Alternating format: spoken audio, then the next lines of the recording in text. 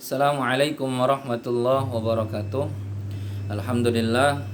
Alhamdulillahirabbil alamin wa bihi nasta'inu ala umurid dunya waddin. Wassalatu wassalamu ala asyrafil anbiya'i wal mursalin wa ala alihi washabbihi ajma'in, amma ba'du. Anak-anakku sekalian, kelas 11 MA Ping 3 yang dirahmati Allah Subhanahu wa taala. Mudah-mudahan pagi hari ini kalian dalam keadaan sehat walafiat. Kita bisa melanjutkan pembacaan kitab Jawahirul Bukhari, kitab hadis kita yang kita pelajari di Madrasah Aliyah Ping 3. Sebelum kita memulai baca kitab hadis ini, mari kita baca suratul Fatihah. Mudah-mudahan apa yang kita pelajari di pagi hari ini mendapatkan kemanfaatan barokah di dunia wal akhirah, serta mendapatkan ridho dari Allah Subhanahu wa taala. Ila hadratin Nabi Mustafa Muhammadin sallallahu alaihi wasallam bisirril Fatihah. A'udzu billahi minasyaitonir rajim. Bismillahirrahmanirrahim. Alhamdulillahirabbil alamin arrahmanir rahim maliki yaumiddin. Iyyaka na'budu wa iyyaka nasta'in. Ihdinas siratal mustaqim. Siratal ladzina an'amta 'alaihim ghairil maghdubi 'alaihim waladdallin. Amin. Silakan kalian buka kitab hadisnya. Nomor hadis 104. Nomor hadisnya 104.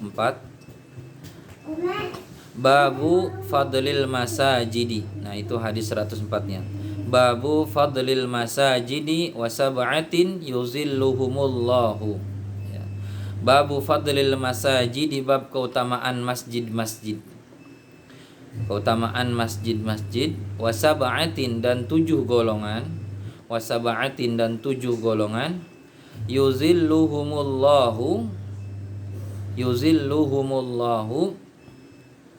Allah melindungi mereka. Allah melindungi mereka, ya. Jadi ada 7 golongan yang mendapat perlindungan dari Allah Subhanahu wa taala. An Abi Hurairah radhiyallahu anhu, dari Abu Hurairah, semoga Allah meridhoinya, anin Nabi, dari Nabi sallallahu alaihi wasallam. Sahabat Abu Hurairah ini sahabat yang luar biasa, ya, yang begitu sering mengikuti Nabi, ya, makanya beliau termasuk sahabat-sahabat yang cukup banyak, yang sangat banyak meriwayatkan hadis dari Rasulullah Sallallahu Alaihi Wasallam, karena kesehariannya hampir selalu bersama Rasulullah Sallallahu Alaihi Wasallam. Qala, bersabda, sab'atun, ada 7 golongan. Sab'atun, ada 7 golongan.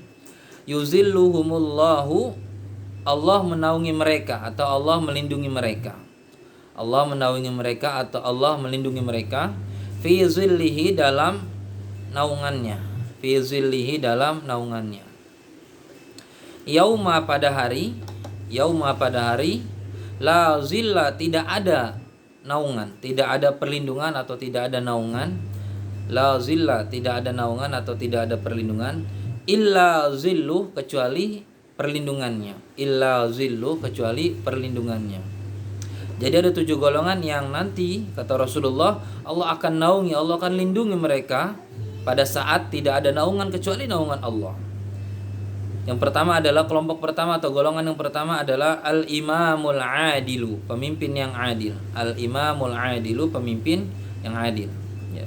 Pemimpin yang adil ketika di dunia dia memimpin apapun, wilayah atau bahkan negara, ketika dia bisa berbuat adil, maka nanti di yaumil akhir Allah akan bangkitkan mereka dalam naungan Allah Subhanahu wa taala di padang mahsyar. Di saat itu tidak ada naungan kecuali naungan Allah Subhanahu wa taala. Yang kedua, wasyabun, dan pemuda. Wasyabun, dan pemuda. Nasya'a, yang tumbuh, ya, nasya'a, yang tumbuh, fi ibadati rabbi, dalam ibadah pada Tuhannya, ya. Pemuda yang tumbuh, yang hidup, yang berkembang dalam ibadah kepada Tuhannya. Mudah-mudahan kalian semua, anak-anakku, menjadi pemuda-pemuda yang hidup, yang tumbuh untuk pengabdian diri, beribadah kepada Allah Subhanahu wa taala dalam bentuk apapun, sehingga kalian bisa mendapatkan naungan dari Allah Azza wa Jalla di yaumil mahsyar nanti. Kelompok yang ketiga, warajulun, dan seorang atau seseorang, warajulun, dan seorang, qalbuhu, hatinya, qalbuhu, hatinya, mu'allakun, digantungkan, dikaitkan, fil masajid, pada masjid-masjid.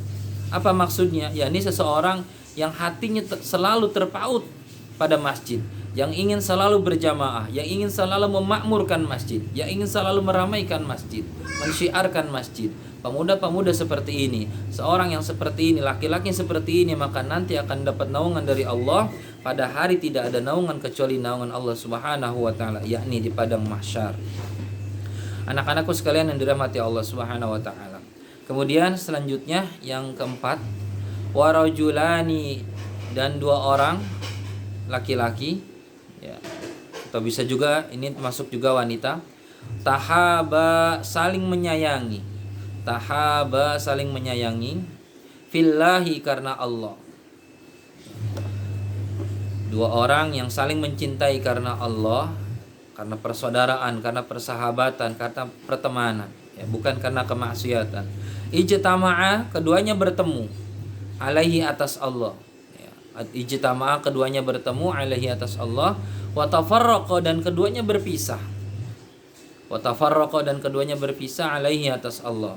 Jadi ketika dia bertemu karena Allah, berpisah pun karena Allah. Seperti kalian, yang kalian bertemu dengan teman-teman yang tidak dikenal dalam satu sekolah, kalian bertemu karena Allah, karena sama-sama menuntut ilmu, ya. Nanti pun ketika kalian lulus, kalian berpisah pun karena Allah, karena kalian harus melanjutkan belajar kalian, atau kalian melanjutkan masa depan kalian. Artinya ketika kita berteman, bersahabat karena Allah, nanti ketika kita berpisah pun sampai nyawa memisahkan pun karena Allah, maka nanti persahabatan ini akan mendapatkan naungan dari Allah Subhanahu wa taala di padang mahsyar nanti. Kemudian golongan yang kelima, kelompok yang kelima yang mendapatkan naungan dari Allah Subhanahu wa taala, warajulun, dan seseorang atau seorang laki-laki, tolabat humro'atun, tolabat humro'atun, tolabat hum, memintanya, imro'atun, seorang wanita, zatu mansibin, yang punya pangkat atau kedudukan, zatu mansibin, yang punya pangkat atau kedudukan, wa jamalin, dan kecantikan. Jadi ada seorang wanita yang meminta kepada laki-laki untuk melakukan maksiat, padahal wanita ini punya pangkat kedudukan, punya kecantikan, punya harta dan lain sebagainya. Faqala, berkata si rajul, si laki-laki ini, inni akhafullah, saya takut pada Allah Subhanahu wa taala. Ini luar biasa. Ketika seorang laki-laki diminta untuk melakukan kemaksiatan oleh seorang wanita, yang wanita itu punya pangkat, kedudukan, kecantikan, segalanya dia miliki, namun laki-laki ini bisa mengatakan inni akhafullah. Dan ini pernah dikisahkan dalam kisah Nabi Allah Yusuf alaihissalam. Begitu luar biasa. Dan ketika ada seorang laki-laki yang bisa menjaga kehormatan dirinya seperti ini, maka nanti di yaumil mahsyar Allah akan berikan pertolongan, yakni dengan menaungi mereka dengan naungan Allah Subhanahu wa taala. Yang keenam, kelompok yang keenam adalah warajulun tasaddaqa akhfa. Warajulun, dan seorang tasaddaqa, yang bersedekah, akhfa, sembunyi-sembunyi. Seseorang yang bersedekah secara sembunyi-sembunyi, akhfa, sembunyi-sembunyi, hatta la ta'lama, sehingga tidak mengetahui, hatta la ta'lama, sehingga tidak mengetahui, shimaluhu, tangan kirinya, shimaluhu, tangan kirinya, ma tunfiku, apa yang disedekahkan, apa yang disedekahkan, yaminuhu, tangan kanannya. Apa maknanya? Artinya ketika kita sedekah, ya, kita tidak perlu mengumbar kanan kiri atau di sosial media atau yang lainnya sehingga orang-orang di dunia tahu bahwa kita setelah bersedekah. Jangan sampai seperti itu. Ketika kita bersedekah, diumpamakan tangan kita bersedekah, tangan kiri kita tidak mengetahui, ya. Orang-orang yang bisa menyembunyikan sedekahnya, amal ibadahnya seperti ini, maka nanti orang yang seperti ini akan mendapatkan kemuliaan dengan naungan dari Allah Subhanahu wa taala. Kelompok yang terakhir, ya, yang termasuk dapat golongan dari Allah Subhanahu wa taala, wa rajulun dzakarallaha, seseorang yang mengingat Allah dengan lisannya atau dengan hatinya, khalian, sendirian, ya, sendirian. Fafadat ainahu, kemudian dia menangis. Fafadat, menangis, ainahu, dua matanya.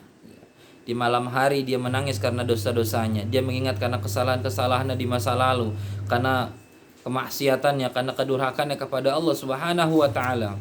Dia sujud, dia berzikir, dia ingat semua kesalahan-kesalahan kepada Allah. Orang-orang yang seperti ini, yang nangis zikir ingat karena Allah Subhanahu wa taala, maka Allah nanti akan berikan kemuliaan kelompok seperti ini dengan berikan naungan di padang mahsyar yang tidak ada naungan kecuali naungan Allah Subhanahu wa taala. Anak-anak sekalian yang dirahmati Allah Subhanahu wa taala, mudah-mudahan pertemuan kita di pagi hari ini memberikan manfaat. Dari hadis-hadis ini kita bisa pahami dan bisa kita amalkan dalam kehidupan sehari-hari. Mudah-mudahan kalian semua bisa termasuk dalam 7 golongan. Kita semua bisa masuk salah satu dari 7 golongan ini, sehingga kita mendapatkan kemuliaan dari Allah Subhanahu wa taala.